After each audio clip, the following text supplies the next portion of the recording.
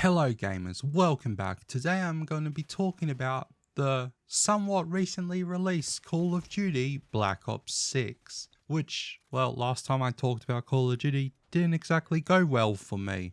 Now, I know that sharing opinions online is the key to getting bullied, but I never expected my MW3 video to get that many views, and to be honest, I was also shocked that people are still defending Call of Duty.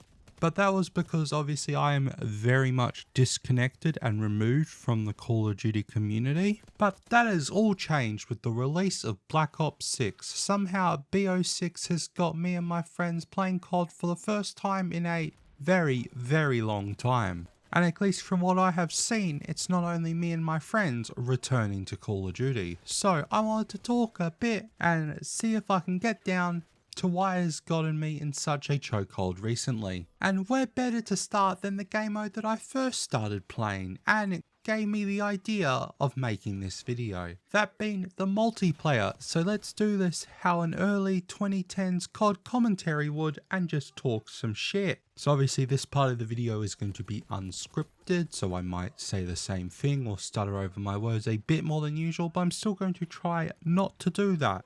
Now, where to start with the multiplayer? Well, even though I have just praised it very much, I do think the whole Call of Duty setup of how they do their multiplayer PvP has some issues. For example, I personally am not a big fan of having to unlock attachments. I think playing games like Siege has just made me think that once you get the operator, you should have the gun and all the attachments to sort of play within your own play style. Because of some of those guns, you're like, oh, if I could just get the scope or maybe a rapid fire or something like that, you'd be able to do a lot better, but you have to really work through the field of torture to get there with some of the guns. Like the best example I can think of is it's like the Tano SMG gun. It's a really good gun and I love it, but it just fires so slow. So I would want the rapid fire perk, but it just takes so long to get that to the point where I no longer use that gun because I found another gun that I enjoy more.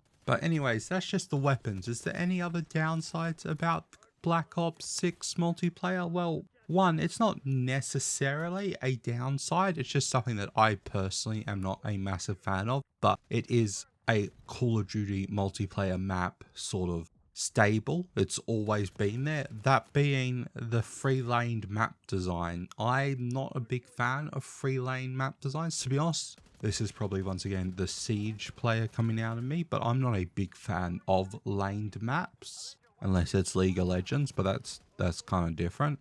And also, of course, a problem everyone has in Call of Duty is the spawns. It's just, why? Why spawns always so bad? But apart from that, I don't see a lot of problems that I've heard other people complain about online. Like I've had one friend complain about skill-based matchmaking, that it was completely unfair. Like you do well in one game and that skyrockets you into a higher tier that you shouldn't be in. But I will say, as you can see from the multiplayer gameplay in the background, I've actually been doing really well on the Call of Duty multiplayer recently. Like, I'm always up there with that positive KD and towards the top of the team, which is not necessarily something I had ever done in previous Call of Duties back when me and the boys were playing it. So maybe I'm just better. Maybe it's because I always used to play on Xbox and now I'm playing on computer where I got my mouse aiming, which is something I'm much more used to now. But then back then I only knew controller aiming, so maybe not. And like, it's not like I was bad at the previous Call of Duties either.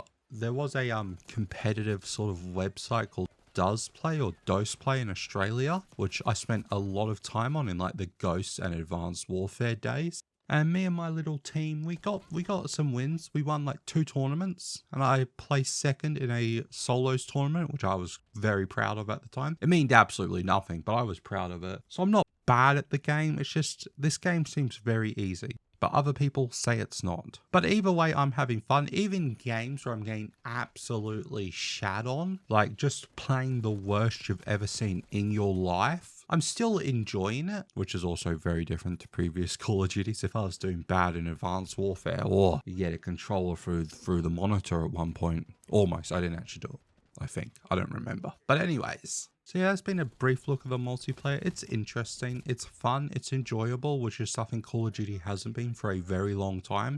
Like back when I did that MW3 video, I even played the multiplayer, but I just didn't enjoy it. But upon the first game completing of the Black Ops 6 multiplayer, I was having fun, and I'm still having fun. I still play the game pretty regularly, at least 3 times a week probably. And well, for now, that's staying the same. But that could change quickly. On the topic of change, let's move swiftly on to what is my least favourite part so far of Black Ops 6, but it's easily also the part that I put the least amount of time into, that being zombies. It's the game mode that I have once again played the least of due to it being, well, the one I've obviously enjoyed the least. But maybe I enjoy it the least because I don't put the most amount of time in it. There's sort of a compounding issue. I don't know. I think it's just for me personally, zombies peaked way back in Kino de Toten, and I haven't really enjoyed much zombies since then. Which I think that was Black Ops 1, so I haven't enjoyed zombies in a very long time. But all my memories from zombies are either Kino, the World at War map, or Transit, but that's just mucking around with friends. I don't think I actually enjoyed Transit. Like, it's a good idea, but bleh. And it's like also a lot of the things they added in newer zombies I don't really care about. Like with Liberty Falls, the storyline they're telling throughout the game, don't really care about it. In zombies, the one thing I don't care about compared to a lot of other games is the story. Zombies for me should always just be mindlessly killing zombies to sort of like relax. So having to do stories and all these objectives, it's just not for me. Like I was playing some footage for this video, and you'll see if I use that footage, it's like it caps you at round 11 until you do a certain objective, and that's just like I just want to try to get my highest round possible, not have to do this or that or this or that and this and that and blah blah blah blah. Now I didn't play the other map, which I probably should have. Maybe that's more like what I'm looking for. But I only played Liberty Falls because it's the one they push the most and not enjoyable for me at least, unfortunately. On the topic of narrative though, let's talk about the story of Call of Duty Black Ops 6, which is a return of a classic character and some new people added into the mix. Well, maybe new people. I haven't played a Black Ops game since Black Ops 2. So the campaign opens up with Case, the character you play most of the game as, along with Marshall, the kind of main character of the story, and a CIA agent named Harrow in Kuwait during the Kuwaiti-Iraqi Independence War. I don't actually know what the war was about, but the one in the 90s. Which, if you're unaware, produces some of the scariest looking landscape photos in the whole world, with the oil wells all being burned and broken open and destroyed, letting out a hell-like landscape above the Kuwaiti skyline. Well, not skyline because they didn't have cities back then, but you know what I mean. Anyways, the gang are there to capture a Minister of Defense for the Iraqi army and someone very close to Saddam Hussein. After the assistance of a F-117 Nighthawk, my favourite stealth fighter plane of all time, and maybe one of my favourite planes of all time. The Nighthawk drops some bombs on the convoy and then gets the gang to clean up any stragglers and capture Alawali, the guy they were looking for, alive. That's not how you say that name, that's the guy from Black Flag. But that's okay, I'm just gonna call him that anyways. I pronounced stuff wrong in my last Call of Duty video and that went over so well. But as they are making their escape, a shadowy private entity / military group named Pantheon show up. And after escaping them, however, they run into another agent by the name of Adler, who shows up and shoots Alawale in the head, claiming that the CIA and Pantheon cannot get their hands on him. And guessing from his introduction, I'm supposed to know who he is. I'm guessing he took part in another Call of Duty, but as I said, I am so disconnected from Call of Duty, I have no idea who he is. During the gameplay of the mission, it also cuts between the gameplay and the gang being grilled by the head of the CIA about the events, with the head of the CIA not really believing the gang about this Pantheon group, with Woods, Marshall and Case being suspended and Adler being arrested as he was a rogue agent before. But Adler also gave Woods a code word. Bishop takes Rook, which apart from a chest move, tells Woods to head to an old, I believe, KGB training house in Bulgaria, which the gang will use to take down the Pantheon group. But first they need more team to do so, as Woods can't really do much while he's scooting around in his wheelchair. Woods and Marshall go off to find Felix, an explosives expert somewhere in Berlin, as Case is sent off to help a hitman, or in this case hit woman, that was working for Adler. After helping her take out the leader of some kind of gang, she joins the group, but the group is still short one special person. So off to DC it is to attempt to free Adler from a CIA black site, which just so happens to be located under a George H.W. Bush rally. So after taking a photo of a congressman's eye to gain access into the underground black site, the team then proceed to head down there to break in. However, after opening the large vault-like doors, we see a bunch of dead CIA agents. As it turns out, Pantheon are already there. So after taking out a bunch of their guys, we finally get to Adler and free him. After that, of course, Pantheon, with our infinitely deep pockets, send in more reinforcements. And a lot of them, including a minigun wielding tank. And after making our way through the base, still fighting Pantheon up the elevator, luckily there is a pair of bikes we use to escape, but there is only 2 bikes and 3 of the boys. So, do we get to drive the bikes around DC, evading cops and Pantheons alike? No, of course not. This is a big bad military man, so Case gets to ride bitch. Lucky us. After that fun and only slightly emasculating ride, we get away from everyone who tried to kill us and make our way back to the Rook compound in Bulgaria. After getting away, the group then need to quickly leave again, as Adler has gotten word that Pantheon are testing a biological weapon under one of Saddam Hussein's many palaces, which the SAS are currently bombing as many as they can, but we need to get this weapon from Pantheon. So going to Iraq posing as Delta Force soldiers, the group helps the SAS clean out some anti-air sites around the desert. In return, the SAS will help us attack the palace before blowing it sky high. And this mission is probably one of my favourites within this game, which is odd because it's an open world segment and I kind of have had enough of open world games recently, but it was a nice change for Call of Duty. And also I got to drive a car. Broom broom, that was pretty cool. What did I just do? Anyways. But after doing some tasks for the SAS, they then help us attack the palace with just enough time to find an underground bunker and take a small sample of what was left of the biological weapon, and leave the palace in, well, a lot more pieces than we first found it.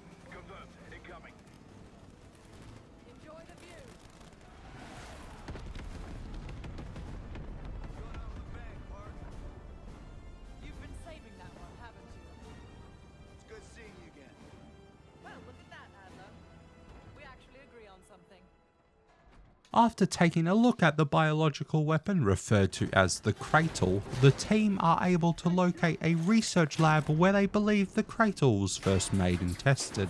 But whilst entering the lab, Case gets separated from the group and his gas mask breaks open, leaving him breathing in the residents of the Cradle lying around. And this is the story started to lose me just a little bit, so the Cradle turns people into zombies, leaving Case to fight for a bunch of zombie/mannequins, which mannequins scare me ever since the first ever episode of the Doctor Who reboot, so that was fun. But it turns out that Case may be some kind of Captain America-esque super soldier that was injected with the original form of the Cradle before it was a bioweapon. He was the one and only person to get this injection, and he was the only survivor, but he barely has any memory of this, but that's okay because it also barely comes up in the story again, which seems like quite a large plot point to never really return to. And at least from a quick Google, this is the only game that Case is in, or maybe it will be like something they want to explore in future Black Ops titles.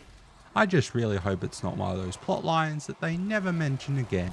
Like, I want answers. It's actually kind of interesting being a one-of-one super soldier that was injected with something that also can be easily turned into a biological weapon. However, after fighting Case's demons, or in this case zombies, which apparently only he can see, as when Marshall finds him, he's attacking thin air and then Marshall instead of zombies until he passes out, barely breathing. But no time to rest for the wicked, as Case is better, so it's off to a casino where there's a file needed about the weapon belonging to Pantheon. This casino also happens to be run by a very large crime family within the city. So the team went full Ocean's 11 with all members of the team working on different tasks to achieve the goal of getting the hard drive. And we get to play as most of them for the mission, which was a fun mission with a self segment to boot. The only part I found a bit odd was, well, when you play as Case does not talk, he does not have a voice actor, past some grunts and moans. But when you play as all the other characters like Marshall and Felix and Sev, you also lose their voices, which is kind of jarring as they just go silent for cutscenes when you're playing as them. Now, I would assume they did this so the voice actors don't have to record multiple lines, as there are options for some of the conversations and which choice you pick. But like, come on Call of Duty, you just got brought out for like $100 billion.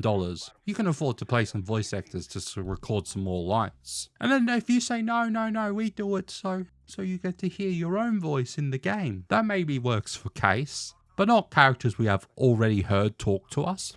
You get it? You get it. Anyways, whilst at the casino, Adler gets another lead on a doctor who could help them find out more about the cradle, so the team race back to Iraq with Adler using a US Army contact to help us attempt to capture the good doctor before he is able to flee on a plane. So the army send in a massive tank line into the city to just rain havoc as the team sneaks past the enemies with the distraction of the tank line to capture the doctor before the tank line gets to him.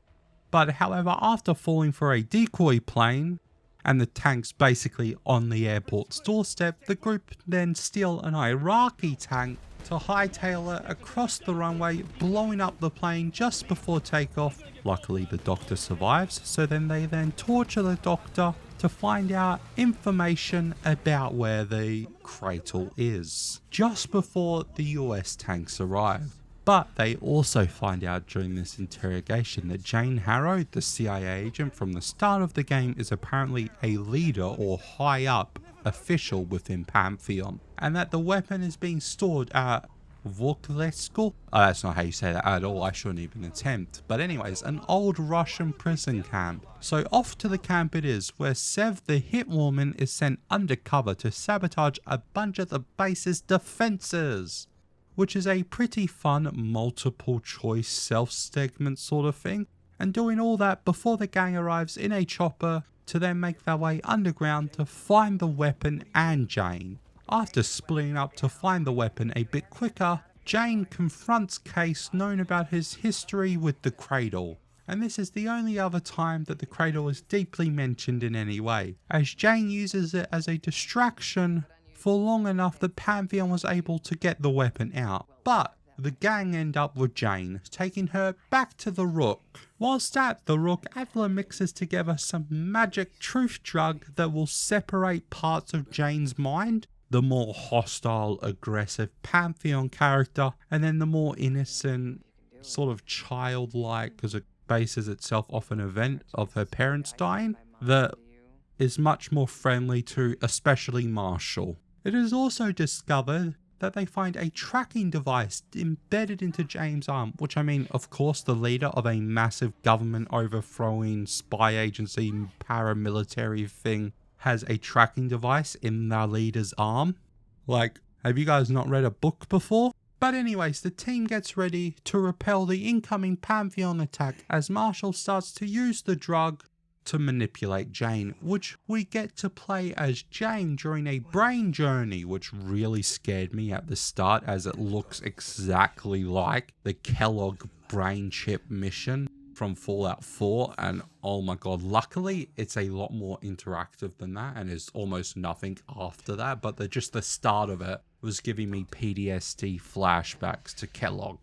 But this brain segment also has a jumping puzzle, clearly seeing the success of games like Chained Together and Only One Way Up. But during her brain trips, it cuts to the gang defending a massive attack from Pantheon, to the point where Marshall has to leave to help the other guys. And Woods finishes off the interrogation, where we find out that Jane's parents, who were CIA operatives, were killed by Adler. But as it turns out, they were not, as this was a trick that Pantheon had used to turn her. The rest of the team is pushing towards a bridge out front of the compound to blow it up and cut off more Pantheon reinforcements, even though previously the Pantheon reinforcements have also attacked from the back of the house and the side that doesn't have the bridge, and they have helicopters. But anyways, they're gonna blow up the bridge. But then Woods goes dark after Felix, another member of the gang, gets shot. And as Chase gets to the house, he sees a helicopter taking off. It turns out Jane's drugs have worn off enough for her to be her normal self, and she is just about to give the order to release the cradle, which Woods also found out is planted in Capitol Hill. So Case jumps aboard the helicopter and causes it to crash, when Case kills Jane with some cradle assistance, telling him to do it. As I said, we know very little information about how the cradle interacts with Case. I would love to know more. But anyways, after cleaning up the rest of the bad guys around the Rook, the team are then contacted by Livingstone, the head of the CIA, who was investigating them at the start of the game. And then instead of us doing it or even getting to see it in a cutscene, Livingstone has the weapon safely removed from Capitol Hill and later meets with the team, where Livingstone is somewhere in Eastern Europe, and he suggests that maybe the time of Black Ops and global gunslinging cowboys, as he refers to Woods as, is still needed as the game fades to black, implying that the Black Ops squad will be back to fight the next threats that arise. So that's the story of Black Ops 6. Is it incredible? Well, no. Did it have some aspects that I didn't really expect from a COD game? Yes, like the open world Iraq segment, where you can choose how many objectives you want to do, even though I'm kind of gone off the massive open world collectathon games at the moment. It's a nice breath of fresh air into the Call of Duty franchise. Now, if it was the whole game, would I have liked it as much? No. And at the end of the day, the story isn't some deep look into the US military or the overspending or the overuse of power or anything like that. The general thing you are meant to take away from the game story is Saddam Hussein is bad, which isn't really a groundbreaking thought to be bringing to the table. And then the other main point is that the US military is good, but there are some bad segments within it, which are wrong and massive private military blah blah blue house, funded by God knows where with goals to do God knows what, which once again, not a radical idea per se. But somehow at the end of the day, I found this whole game to be a lot more enjoyable, especially compared to MW3, which I'm kind of confused why I liked Black Ops 6 a lot more than Black Ops 3. The story is overall a bit better and a bit longer and doesn't feel like a DLC at all. So actually maybe I know why I like Black Ops 6 over MW3, but like the multiplayer of 6 also just captured me in a way that MW3 never did. Like I think I only played 2 games of the MW3 multiplayer and was like, not for me. But anyways, this video has truly been long enough, so I'ma head out and hope to see you guys in the next one.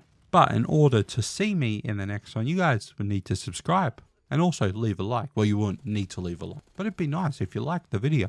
Leave a like. Anyways, peace.